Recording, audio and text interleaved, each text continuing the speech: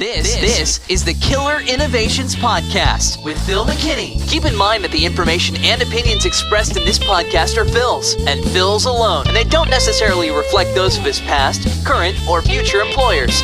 Now, here's Phil McKinney. Since my retirement at the end of last year, I've spent the last 3 months working with companies ranging from small startups to large multinationals, helping to advise them and come in and give them some honest, unfiltered feedback on their overall innovation programs. The net result is I've started to see a common theme across all of these companies, irrespective of the size. And I've collected those down into what I refer to as the 5 biggest risks to innovation that I've seen inside these organizations. Now, these are, again, common irrespective of the size of the organization. And it's a little bit of a surprise to me, thinking that larger organizations would have larger problems and smaller organizations, being small and nimble, would be able to kind of avoid some of these traps. But in reality, it doesn't matter what organization you're involved in, you're going to come across one or more of these 5 risks, or sometimes I refer to them as roadblocks, things that get in the way from the overall success of your innovation programs. So, what's number one? Number one is the existence of the corporate antibodies. Now, there's a previous podcast that goes into a lot of detail about the corporate antibodies, and in fact, there's an entire chapter in my book, Beyond the Obvious, on corporate antibodies. But what I want to talk about here specifically is the tolerance of antibodies by leadership. Every organization has antibodies, and in some cases, antibodies aren't always a bad thing. They help protect the organization from taking uncontrolled risks that could be detrimental to the company or the organization. But the fact of the matter is that most antibodies are just basically roadblocks, speed bumps, or people who are actually working counter to innovation and new ideas coming in. Now, what's upsetting to me, though, is the tolerance of these corporate antibodies by leaders. Leaders know they exist. Leaders even know who those people are, and they know that some of these people are actually being harmful to the organization. But leaders still tolerate them. And for what reason, I can't get a grasp on this. True leaders should step in and either correct that behavior or remove those people out of the organization. Because all they are is they're just basically holding the organization back from the opportunity for success. And these antibodies just tend to get built up over time. And if one person who's a very strong antibody never gets corrected by leaders, then other people feel empowered to be more like them. And you now set up a model that is actually counter to being an innovative organization. And in some cases, that kind of repetitive, nature of, hey, that person is fairly negative to ideas, yet they're successful and they've got a great career in the company. I'm going to act more like them because that's what's needed to be successful in this company. And the result is you now have a corporate antibody culture versus an innovation culture. So, number one, the biggest risks to innovation that I've come across is this existence of the corporate antibodies, but more importantly, not just that they exist, but that leaders tolerate them and let them literally get ingrained as part of the culture. The second of the biggest risks to innovation that I've come across over the last few months working with companies is lack of patience. Everybody thinks innovation needs to be the quick fix, right? I'm getting these phone calls from CEOs and board members of major corporations inquiring about, what could be the impact of innovation into their organization. And in the process of the conversation, it invariably goes, we need a 30-day fix. We need a 90-day fix. We're desperate.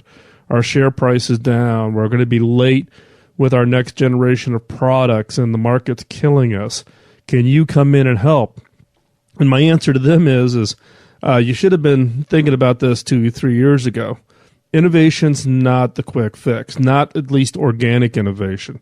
There's other things you can do, like innovation for mergers and acquisitions or potentially co-innovation programs.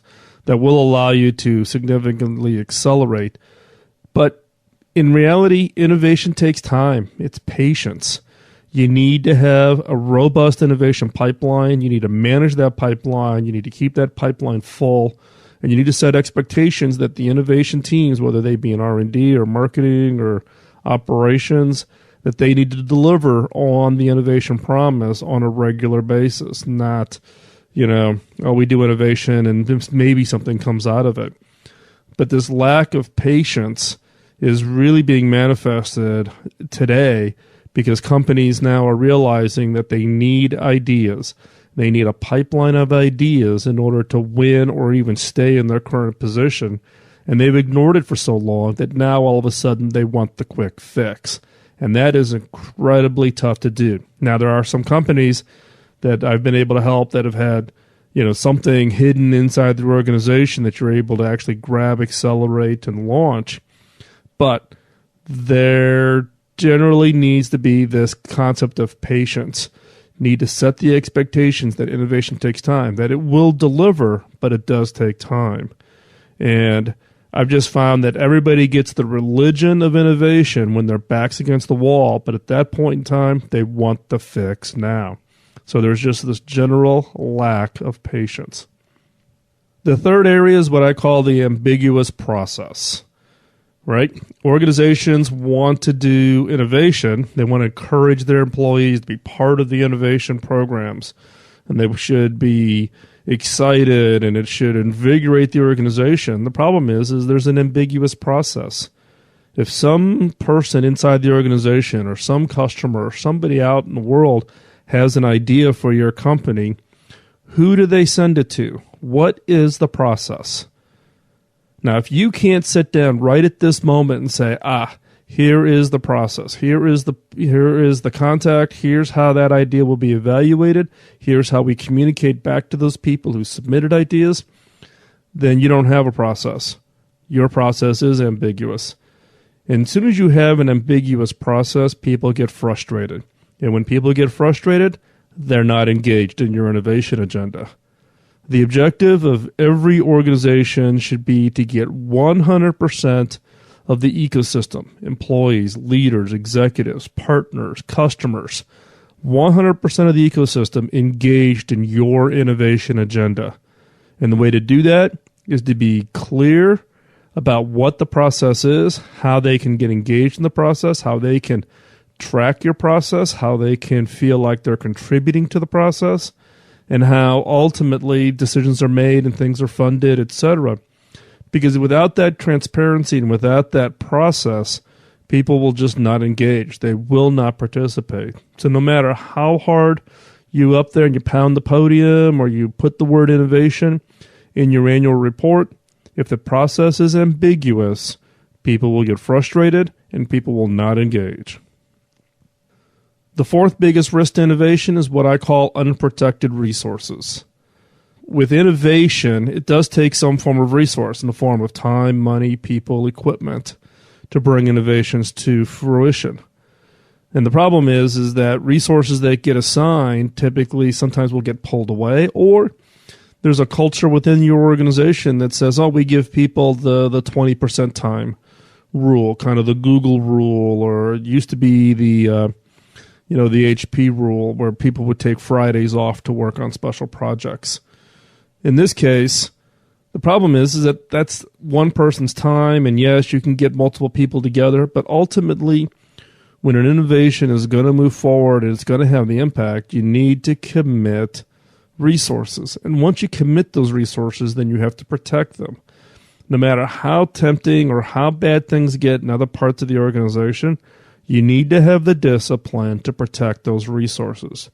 If there's truly an innovation program that's critical to the success of your organization, you need to commit those resources and you need to go hands off. You need to let those resources focus on delivering that innovation impact. Typically what happens is you put some really good people on that, then some fire breaks out in another part of the organization. So what do people do? They reach into the innovation team and they, quote, borrow that person to go fight the fire. And then you drop them back in. You can't do that. That's starting and stopping the process. You frustrate the team.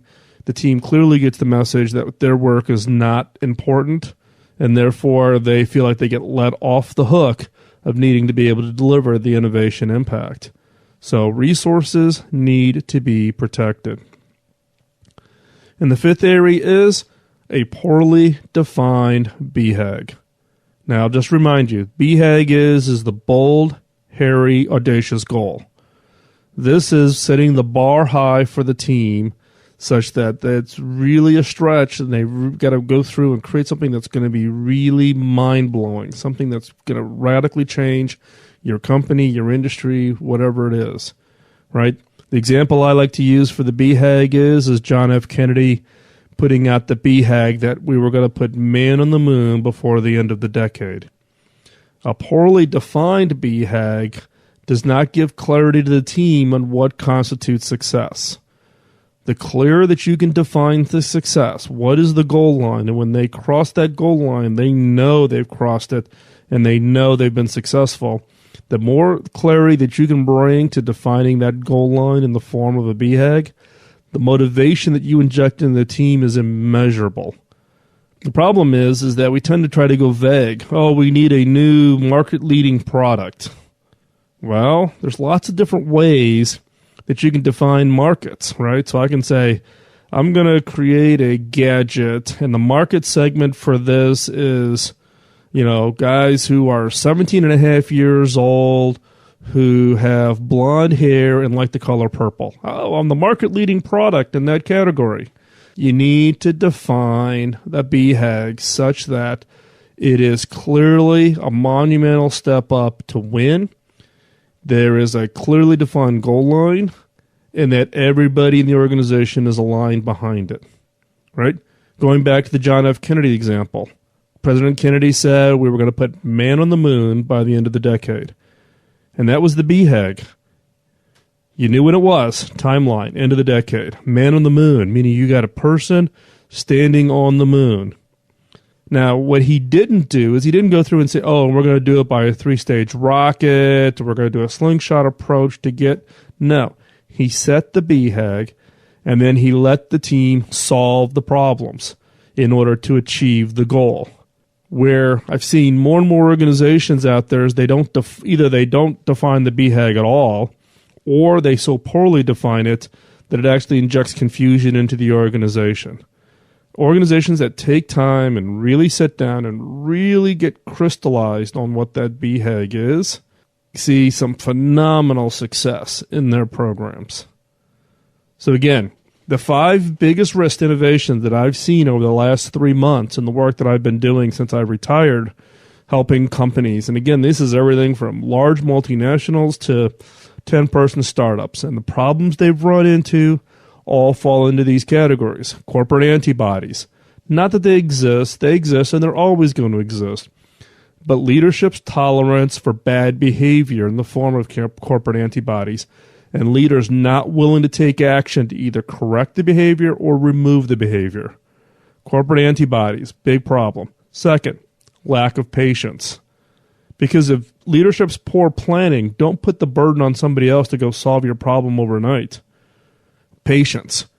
Commit and get your pipeline going, and then let patience kick in to let that teams or those teams within your organizations to work the innovation programs. Third, ambiguous process. Anywhere there's ambiguity in the overall program, people will disengage. Because let's face it, innovation is hard. You don't need to make it harder on people just by having a process that's ill-defined or, there's no clarity, there's no transparency, there's no understanding of how decisions are being made. It just seems to be this random, somebody in the senior ranks randomly picks a program, and that's what we all go off and do.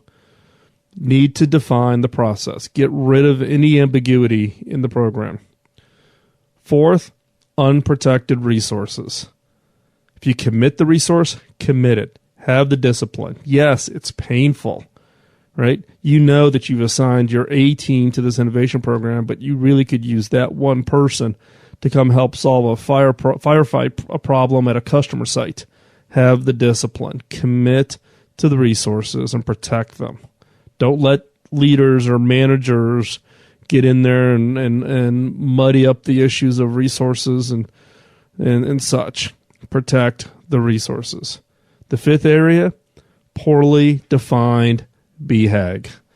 The better you define the BHAG, the better you're going to have from the standpoint of motivation, gelling the team together, all of them clearly aligned with those long-term objectives, and the ultimate deliverable that you get will be mind-blowing, absolutely mind-blowing, if you spend the time putting together the BHAG. I hope this was helpful. These are just the 5 more common ones that I've come across. These are kind of the overlaps. There are others that were very much, company specific, but I wanted to gel this down into literally the 5 that I see as common across industries, across geographies, across size of companies. And I'm sure within your organization, you're seeing 1, 2, or maybe all 5 of these. So what are you supposed to do? You've identified that, yes, we have this problem. What is it that you can do as an innovation leader within your organization? Well, one is don't try to solve all 5 off the bat. Pick the ones that you can go fight the battle. So, for instance, you're never going to win the corporate antibody battle going head on. You've got to solve the antibody problem by delivering and showing results in other parts of the organization to kind of get over the negative inertia. I would actually recommend that you focus on the BHAG. What are those bold, hairy, audacious goals that you can give to your teams that will deliver innovation results to the organization? The other one is ambiguous process. Fix the process so there's clarity within the organization. So therefore, you can get more and more people engaged, more and more people understanding how the process works. The lack of patience and unprotected resources, that requires executive leadership. It requires finding a mentor, finding somebody in a senior role who you can kind of bring into the process and have them help you put together kind of the corporate culture of patience. And once resources are committed, that resources become protected. And then the last one, which is the corporate antibodies. And that just takes a senior leader stepping up. If you are that senior leader, then step up. But senior leaders need to step up and say, what is acceptable behavior and what is unacceptable behavior when it comes to the innovation programs. So I would suggest you focus on the BHAG and the process. Those are things that you can control directly. 2, find a senior leader that you can partner with, or if you are that senior leader, take a leadership role and do this, which is inject in your culture a culture of patience when it comes to innovation. It takes time. Get used to it. And also about protecting resources. When senior leaders commit resources, the team and the organization knows that is a commitment, that leaders are going to follow through on their word when it says that we're going to commit these resources to develop these innovation programs. And then last but not least, and one of the biggest annoyances in the organization is these antibodies. But you got to deal with them. And I would actually encourage you to listen to the previous podcast where I went into a lot of detail on the corporate antibodies, or read chapter 3 in my book, Beyond the Obvious, where I dedicated an entire chapter to just teaching you some of the tricks and tools on how to get around corporate antibodies, or how to get the corporate antibodies to actually support your idea, not fight against your idea. With that, I'm going to wrap up this week's podcast. Thank you for the time for listening. Like I said in the podcast, there's a number of references to this one tied specifically to the book. You can pick up Beyond the Obvious at Barnes & Noble and Amazon and independent booksellers. It's available in hardcover. It's available in digital. It's also available as an audiobook. Get a hold of the book. It's got a lot of material in there, kind of giving you the insights of my lessons learned, but not just me, but what other companies are doing using this methodology to help fuel their innovation programs and some exciting success that those companies have had. If you have feedback, suggestions, questions about anything in the podcast, the blog, or the book, email me at feedback@philmckinney.com. Also, What I would ask is one favor. As you know, if you've been a regular listener to the podcast, that really my purpose of doing the podcast is my way of paying it forward. Early in my career, I was the beneficiary of a phenomenal mentor who invested a huge amount of time early in my career to really give me a foundation that allowed me to be successful. When I asked that mentor how I could pay it back, his answer was, you can't. What I had to do was pay it forward. When I got later in my career, find a way to share my expertise and knowledge with others. And so therefore, that's really the motivation for the podcast. Why all the podcast material is available under Creative Commons license is basically my way of sharing with you my learnings and my expertise that I've built out over my 30-plus year career. All I ask for you is to pay it forward. Tell other people about the podcast, link to the podcast from your blog sites, repost, retweet the messages that get sent out from the podcast. Any of that would be immensely helpful, and I would truly, truly appreciate it. With that, I'm going to wrap this up. Again, thank you for the time out of your busy schedule to listen to the podcast. I look forward to hearing from you, and we'll talk to you real soon. Bye-bye.